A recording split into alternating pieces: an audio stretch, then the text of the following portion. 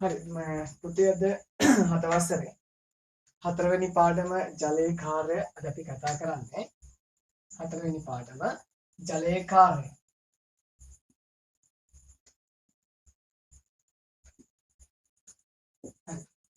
පුතේ මේ පාඩමේදී අපි කතා කරනවා තුන්වෙනි එක ඉවර දැන් හතරවෙනි එකේ පටන් ගත්තේ මේ පාඩමේදී අපි කතා කරනවා ජලයේ සතු සුවිශේෂ කාර්ය තුනක් පිළිබඳව. ජලයේ සතු සුවිශේෂ කාර්ය තුනක් පිළිබඳව තමයි මේ පාඩමේදී අපි සාකච්ඡා කරන්නේ. ඒ නිසා මාතෘකාව ලියා ගන්න ඕගොල්ලෝ හතරවෙනි එකකේ ජලයේ කාර්ය. ඒකේ ලියා ගන්න. හරි. පුතේ ජීවීන්ට ජීවත් වීමට අත්‍යවශ්‍යම දෙයක් තමයි ජලය කියලා කියන්නේ. ජලය නැතුව මිහිපත ජීවයේ රඳා පවතින්නේ නැහැ. විශේෂයෙන් වැදගත් කාරණාවක්. එතකොට අපි මුල් ටිකේදී මේ පාඩමේ අද චුට්ටක් කතා කරා අපි මේකෙදී අපි කිව්වා ජලයේ බොහෝ දේවල් දිය වෙනවා බොහෝ දේවල් දිය වෙනවා සහ දිය කර ගැනීමේ හැකියාව ජලයට තියෙනවා සහ ඊට අමතරව අපි සාකච්ඡා කරා මේ පාඩමේදී ජලයේ තියෙන ප්‍රධාන කාර්යයන් ප්‍රධාන රස තුනකට බෙදන්න පුළුවන් කියලා. ජලයේ සතු ගුණාංග නැත්නම් ජලයේ සතු කාර්ය ප්‍රධාන ආකාර තුනකට බෙදන්න පුළුවන්. ජලය ඊට හොඳ ද්‍රාවකයක් කියලා කිව්වා.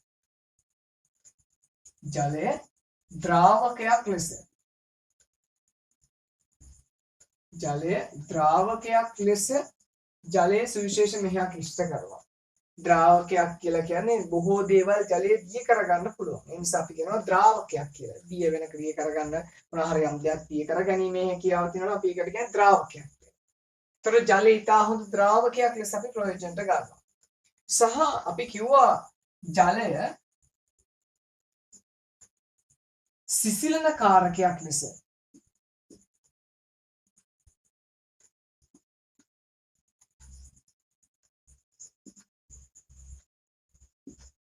ජලයේ සිසිලන කාරකයක් ලෙස සහ තුන්වෙනි එක ජලය ජීවයේ මාධ්‍ය ලෙස නැත්නම් ජීවීන්ට මාධ්‍ය ජීවත් වීමට පරිසරයක් සපයනවා මාධ්‍ය ලෙස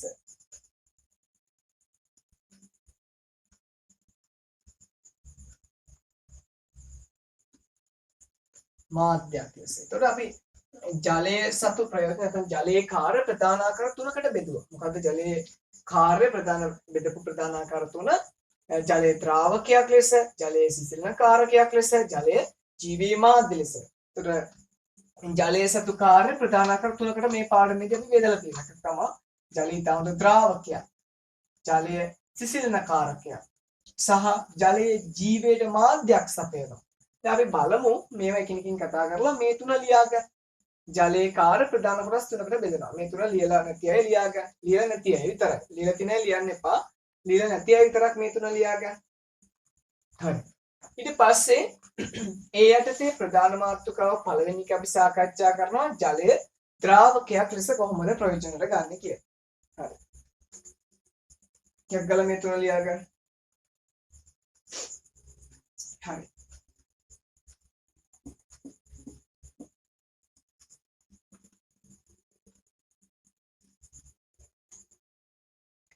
පළවෙනි මාතෘකාව ලියා ගන්න පුතේ. ඒ කියන්නේ ජලයේ කාර්ය යටතේ පළවෙනි මාතෘකාව ජලය ද්‍රාවකයක් ලෙස. ජලය ද්‍රාවකයක් ලෙස. ජලය ද්‍රාවකයක් ලෙස.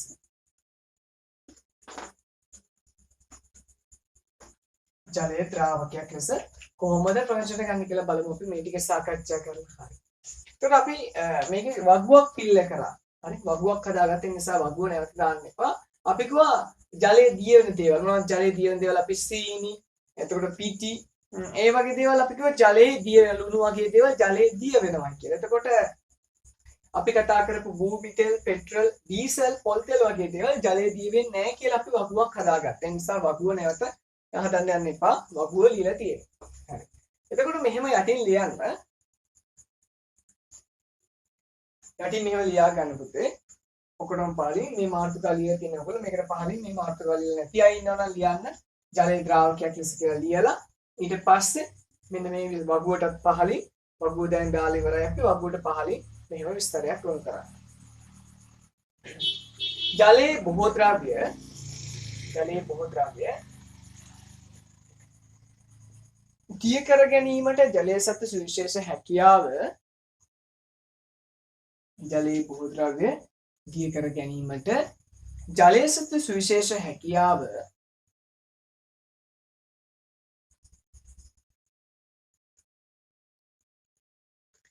ජලයේ ද්‍රාවක ගුණය ලෙස හඳුන්වයි.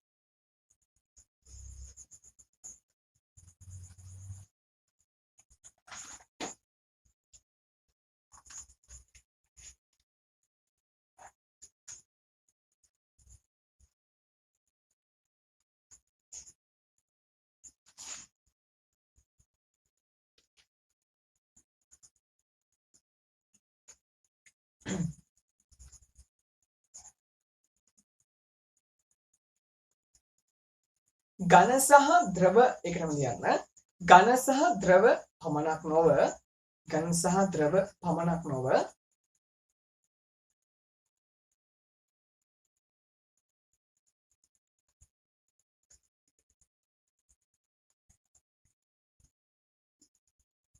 වායු වර්ගද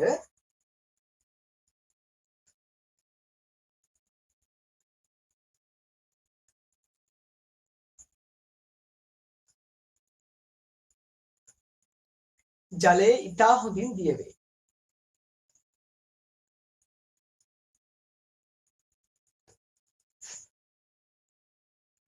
දැන් වායු වර්ග අපි දැන් වකුවේ සාකච්ඡා කරන්න පුතේ ඝන සහ ද්‍රව මොනවද දිය වෙන්නේ කියලා වතුරේ. ඒතර අපි බලමු මොනවද වායු වර්ග ජලයේ දිය වෙන්නේ කියලා. ඔයගොල්ලෝ අහලා තියෙන්නේ සෝඩා වතුර කියලා එකක්. සෝඩා කියලා කියන්නේ සෝඩා පිළියෙල කරගන්න පුතේ. සෝඩා පිළියෙල කරලා ලියන්න එපා. සෝඩා හදාගන්නේ වතුරේ නැත්නම් ජලයේ කාබන් ඩයොක්සයිඩ් වායුව දිය කරලා.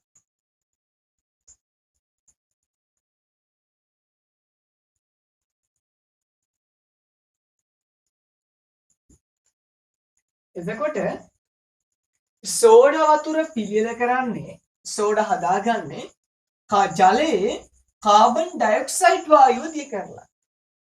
පැහැදිලිද? කාබන් ඩයොක්සයිඩ් කියලා කියන්නේ වායුවක්. ඒ වායුව ජලයේ දිය කරලා තියෙනවා. එහෙනම් මේ වායු වර්ග ජලයේ දිය කරන්න පුළුවන්. ඒ නිසා ඒකත් එහෙම ලියන්න පහලින් උදාහරණ කියලා දාගන්න. උඩ ලියපු කාරණාවට උදාහරණයක් ලියන්න. ඒ නිසා උදාහරණ කියලා ලියන්න. උදාහරණ කියලා ලියගන්න. උදාහරණ මෙහෙම ලියන්න. උදාහරණ කියලා දාලා. සෝඩා වතුර පිළියෙල කිරීමේදී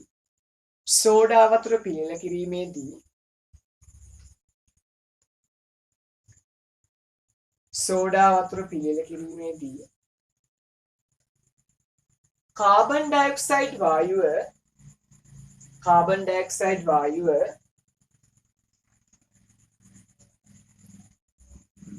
ජලයේ දිය කර ගැනීම සිදු කරයි.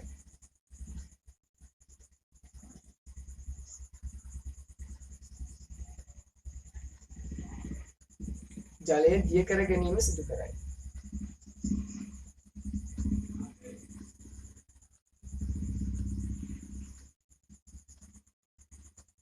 දැන් මොන වායු ඒක ඉවරයි පුතේ. එතකොට මේ උදාහරණයෙන් අපිට පැහැදිලි කරගන්න පුළුවන් මොකද්ද?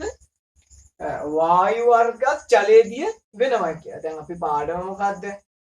ජලයේ කාර්ය. ඒතර ජලයේ කාර්ය කියන පාඩමේදී අපි සාකච්ඡා කරන ප්‍රධාන මාතෘකා තුනයි. ජලයේ ප්‍රධාන කාර්යයන් තුනක් සාකච්ඡා කරනවා. මොකද්ද? ජලය ද්‍රාවකයක් ලෙස කොහොමද ජලයේ කාර්ය අපි ප්‍රයෝජනට ගන්න කියන එක. ජලයේ ද්‍රාවකයක් ලෙස. ඒතර ද්‍රාවකයක් කියන එක මම පැහැදිලි කරා පුතේ. ද්‍රාවකයක් කියලා කියන්නේ මේ ද්‍රව්‍ය තී කරගන්න තියෙන හැකියාව. ඒතර මොන වගේ ද්‍රව්‍යද? ඝන, ද්‍රව සහ වායු කියන ඕනෑම ද්‍රව්‍යයක් ජලයේ තිය වෙනවා. පැහැදිලිද? එතකොට අපි කිව්වා අපි දැන් වගුවක් හැදුවානේ. ඝන ද්‍රව්‍ය සහ ද්‍රව ජලයේ දිය වෙන අවස්ථාවලට අපි කතා කළේ නෑනේ වායු වර්ග ජලයේ දීවීම. ඒතර මම උදාහරණයක් කිව්වා මේ සෝඩා වතුර පිළියෙල කරනකොට ජලයේ දී කරගන්නවා කාබන් ඩයොක්සයිඩ් වායුව නේ. වායු වර්ග ජලයේ දී කර ගැනීමට මත උදාහරණයක් තමයි එතන තියෙන්නේ. පැහැදිලිද? හරි. පුතේ දැන් අපි මෙහෙම බලමුකෝ. දැන් මේ අපි පොකුණක එහෙම නැත්නම් වතුරේ ඉන්න මාළුවෙක් කියලා හිතන්නකෝ. එතකොට එයාට ඕන කරන මොන වායුවද? මේ ඔක්සිජන් වායුව ජලයේ දිය වෙලා තියෙන නිසා තමයි පුතේ සසනේට ඒ වායුව ලබා ගන්න. දිය වෙලා තිබ්බේ නැත්නම් එයාට සසන සඳහා ඒ වායුව ලබා ගන්න බෑ. සායකට එයාට ඒක උදව්වක් වෙලා තියෙනවා. ජලය තුල ඔක්සිජන් වායුව දීවීම ජලජ ජීවීන් සසනය සඳහා ගන්න වායුව විදිහට ඔක්සිජන් ලබා ගන්න ගොඩාක් පහසු කරලා තියෙනවා. එහෙම නැත්නම් ඒකට ඒක සංකීර්ණ ක්‍රියාවලියක් වෙනවනේ. හරි. හරි. ලියන්න පුතේ මෙහෙම කෙටි මාතෘකාවක්.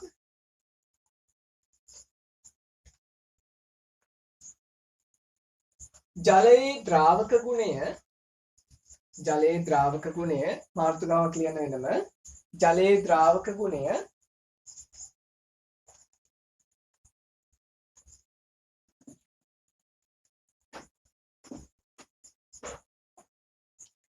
ප්‍රයෝජනයට ගන්න අවස්ථා.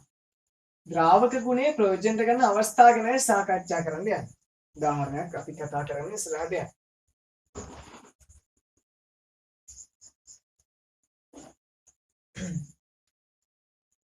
ඔයගොල්ලෝ බලන්නකෝ උදේ හදාගන්න තේ එක ඔයගලන්ගේ. ඒ තේ එකේ පුතේ මොනවාද? සීනි පිටි වගේ දේවල් දිය කරලා තියෙනවා. ඒතර සීනි පිටි වගේ දේවල් එක දිය කරගත්තේ දිය කරගන්න ප්‍රයෝජනය නැත්නම් දිය වුණේ ජලයේ තියෙන මේ ද්‍රාවක ගුණය නිසා. අපි ඒකෙන්ම ලියමුකෝ මෙහෙම. පළවෙනිම ප්‍රයෝජනය තමයි පුතේ ඒකේ ඉතින් ගොඩාක් තියෙනවා. අපි පිළිවෙලට කතා කරගෙන යන්න. එක දාලා ලියන්න මෙහෙම. තේ ආදී තේ බීම කියලා දාන තේ බීම ආදී පාන වර්ග තේ බීම ආදී පාන වර්ග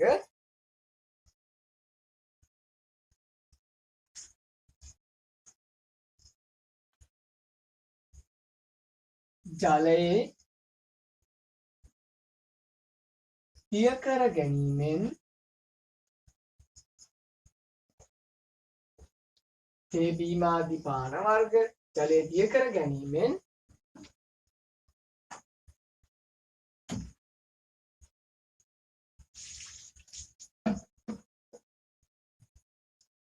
ඒක sorry පුතේ මෙහෙම ලියන්න.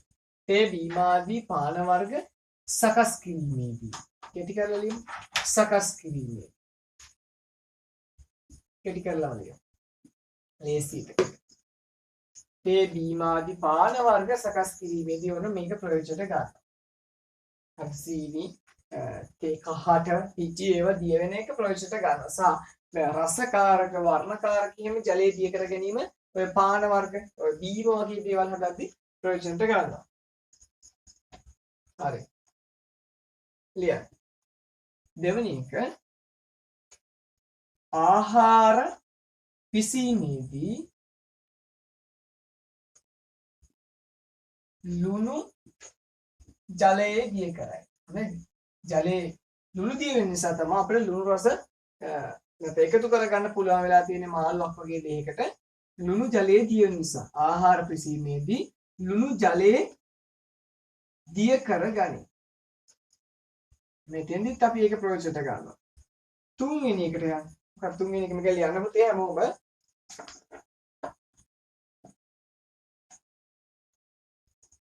හරි 1 2 ලියා ගන්න.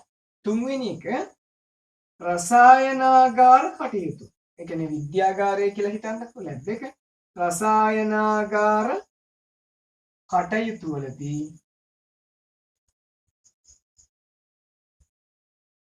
අම්ල ආදී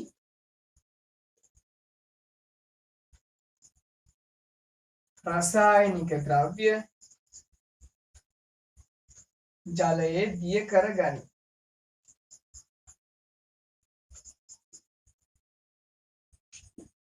ඒකට ලියන්න තුන්වෙනි එක. රසායනාගාර කටයුතු වලදී අම්ලාදී රසායනික ද්‍රව්‍ය ජලයේ දිය කරගනි. ජලයේ දිය කරගැනීම ඒ අවස්ථාවේදී ප්‍රයෝජන ගන්න තියෙනවා. හරි. හතරවෙනි එක ලියන්නම. හරි. මේ ටික ඔක්කොම ලියන්න ඕනේ අපි ඈ. ඉස්සලා අහන්නකො හතරවෙනි එක. ඖෂධ පිළියෙල කිරීමේදී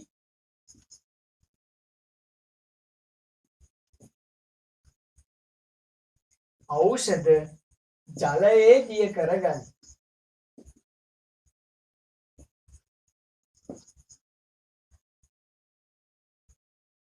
ජලයේ දිය කරගනි.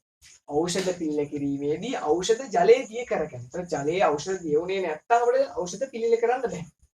මේකත් එක ප්‍රයෝජනයක් එකක් ලියන්න ඕනේ. ඖෂධ පිළිල කිරීමේදී ඖෂධ ජලයේ දිය කරගනි. මේක ප්‍රයෝජනයක්. දැන් මම නැවතත් ආයි මතක් කරන්න පුතේ ප්‍රයෝජන ටික මම කීපයක් කිව්වා. දැන් අපි කතා කරමින් ඉන්නේ ජලයේ ද්‍රාවක ගුණය. ජලයේ ද්‍රව්‍ය දිය කර ගැනීමට තියෙන හැකියාව තමයි අපි කතා කරමින් ඉන්නේ. ඒකදී අපි මතක් කරා තේ බීම ආදී පාන වර්ග සකස් කිරීමේදී ඔන්න ජලයේ ද්‍රව්‍ය දිය කර ගැනීම ප්‍රයෝජනට ගන්නවා. දෙවැනි එක ආහාර පිසීමේදී ලුණු ජලයේ දිය කර ගන්නවා. රසායනාගාර කටයුතු වලදී අම්ල ආදී රසායන ද්‍රව්‍ය ජලයේ දිය කර ගන්නවා. සහ හතරවෙනි එක ඖෂධ පිළියෙල කිරීමේදී ඖෂධ ජලයේ දිය කර ගන්නවා. දැන් සේලයින් එකක් වෙන්න පුළුවන් පුතේ, එන්නතක් වෙන්න පුළුවන්. බොහෝ දේවල් ජලයේ දිය කරලා තමයි හදන්නේ. මේ ටික ලියන්න ඕනේ පුතේ, මම වෙලාව දෙනවා.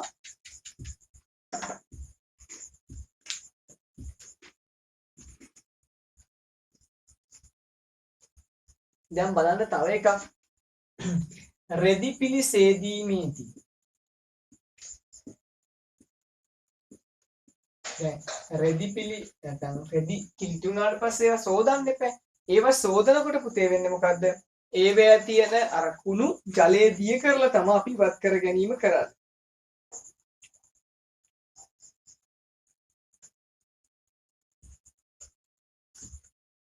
හරි. පස්වෙනි එක රෙදි පිලි සේදීමේදී.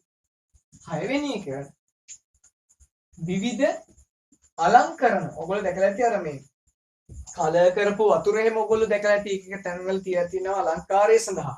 විවිධ අලංකරණ කටයුතු වලදී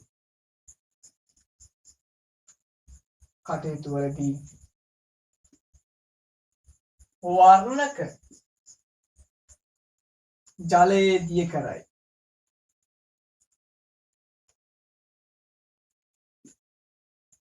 හරි. මුලින් දැන් ආයි බලමු පුතේ. මේ ටික ලියන්න ඕන පිළිවෙලට. හරි ලියාගන්න. මම තව කීපයක් කියන මේ ටික පිළිවෙලට ලියාගන්න. පළවෙනි එක තේ බීම ආදී පාන වර්ග සකස් කිරීමේදී, දෙවෙනි එක ආහාර පිළියෙල කිරීමේදී ලුණු ජලයේ දිය කරගන්න එක, සහ තුන්වෙනි එක රසායනික කටයුතු වලදී අම්ල ආදී රසායනික ද්‍රව්‍ය දිය කරගන්න එක ජලයේ. හතරවෙනි එක පුතේ ඖෂධ පිළියෙල කිරීමේදී ඖෂධ ජලයේ දිය කරගන්නවා. පස්වෙනි එක රෙදි පිලි සේදීමේදී කුණු ජලයේ දියවීම. ඒක අපිට කුණු ඉවත් කරගන්න පුළුවන්. ඒතර පස්වෙනි එක ලියන්න පුළුවන් රෙදි පිලි සේදීමේදී. හයවෙනි එක විවිධ අලංකරණ කටයුතු වලදී වර්ණ ගන්නු ජලය භාවිතා කරනවා. එහෙනම් පුතේ පළවෙනි පහ ඔක්කොම ටික හයක් තියෙනවා. විවිධ අලංකරණ කටයුතු වලදී වර්ණ ජලයේ දිය කරයි. පස්වෙනි එක රෙදි පිලි සේදීමේදී. හතර ඖෂධ පිළියෙල කිරීමේදී ඖෂධ ජලයේ දිය කරගන්න. මේ ටික පිළිවෙලට ලියන්න පහළට.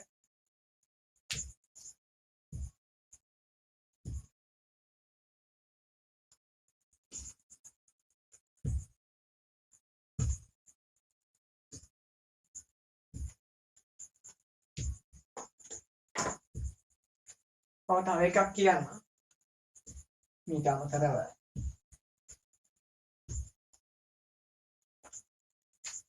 හත්වෙනි එක පුතේ හත්වෙනි එක ඖෂධ ජලයේ ඒක ලියව ඔක්සිජන් එක ලියව. ඔක්සිජන් වායුව ජලයේ දියවීම නිසා ජලජ ජීවීන්ට සසන වායුව ලෙස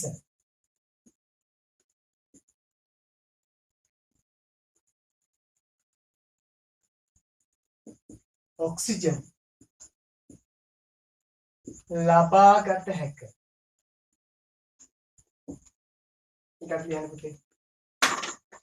ඔක්සිජන් වායුව ජලයේ දියවීම නිසා ජලජ ජීවීන්ට සසන වායුව ලෙස ඔක්සිජන් ලබා ගන්න හැකියි. අපිට ගොඩාක් කරුණු ලියලා තියෙනවා එතන. ටිකක් ලියා ගන්න.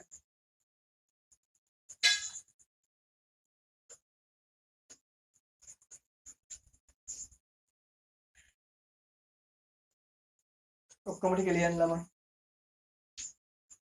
හත්වෙනි එක මම ආයෙ පාරක් කියන්න. ඔක්සිජන් වායුව ජලයේ දියවීම නිසා ජලජ ජීවීන්ට සසන වායුව ලෙස ඔක්සිජන් ලබාගත හැක. ඒක ලියන්න.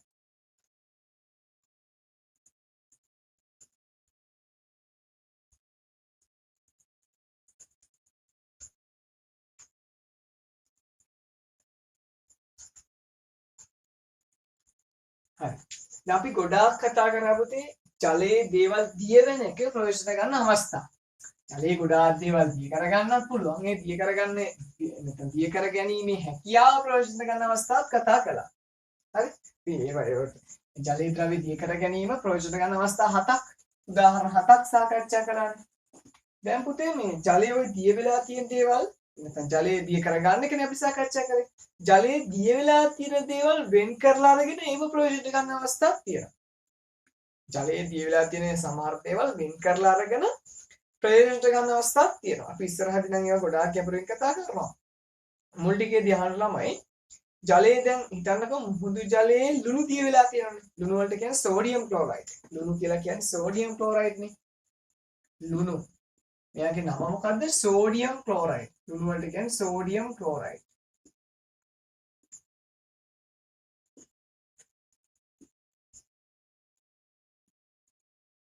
Sodium chloride. එතකොට මේ ලුණු මුහුදු ජලයේ දීලා තියෙන ලුණු වෙන් කරලා අරගෙන අපි ප්‍රයෝජනට ගන්නවා.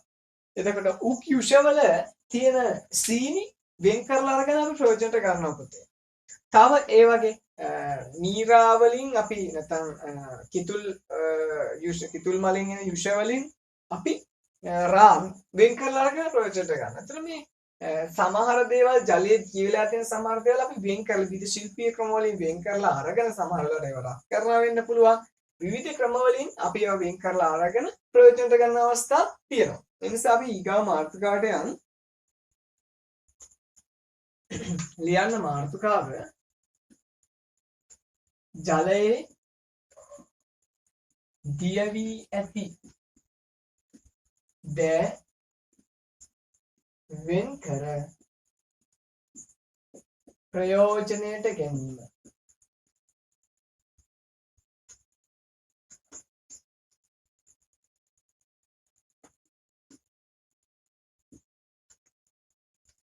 මාතෘකාව ලියන්න ජලයේ දිය වී ඇති දෑ වෙන් කර ප්‍රයෝජනයට ගැනීම. මාතෘකාව එහෙම ලියන්න. ජලයේ දිය වී ඇති දෑ වෙන් කර ප්‍රයෝජනයට ගැනීම.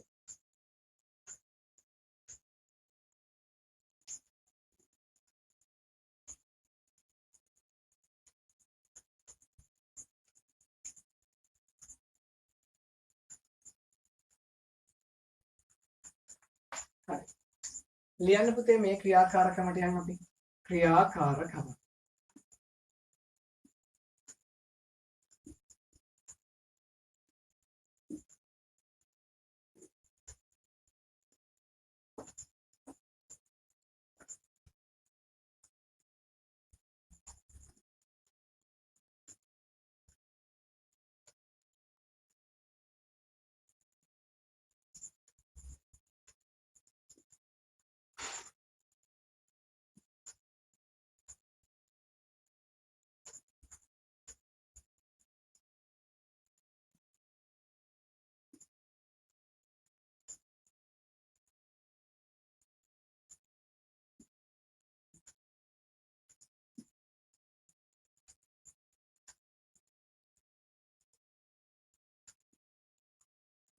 පුතේ මේ තියෙන්නේ ස්පීතු ලාම්පුවක්. ස්පීතු ලාම්පුවකින් මේ තියෙන පියනක්. මේ තියෙන පියනක්. ලෝහ පියනක්. හරි. ලෝහ පියනක් උඩට රුධිර ටිකක් දාලා ඒක ස්පීතු ලාම්පුවකින් රත් කරන අවස්ථාවක් තමයි තියෙන්නේ. හරි. ක්‍රියාකාරකම මේ රූපය ඇඳගෙන චුට්ටක් ටක් ගාලා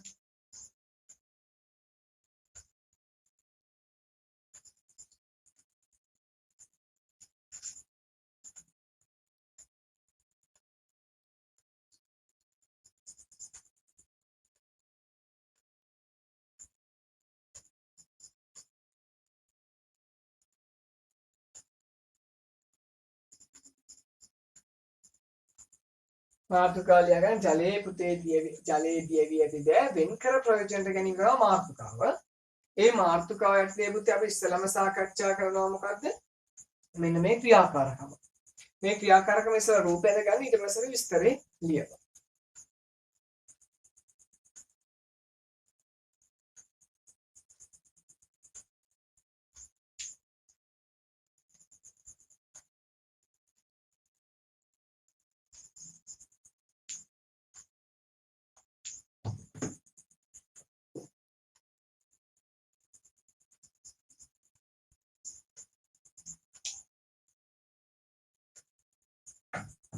හරි. අපි මෙහෙම ලියමු.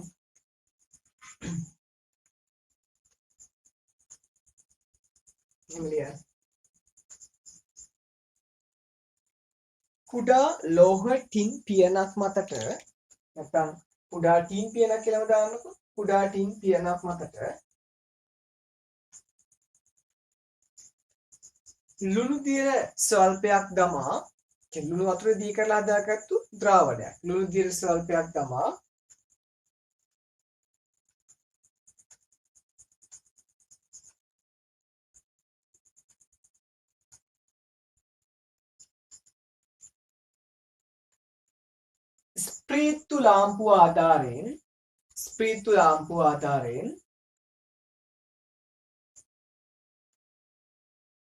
ස්ප්‍රීතු ලාම්පුව ආධාරයෙන්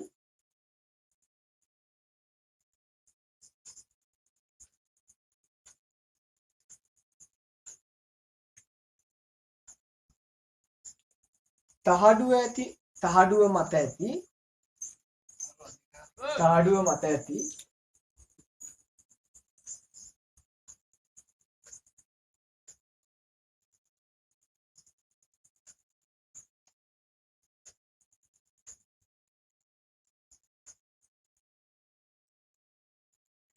ලුණු දියර හොඳින් රත් කරන්න.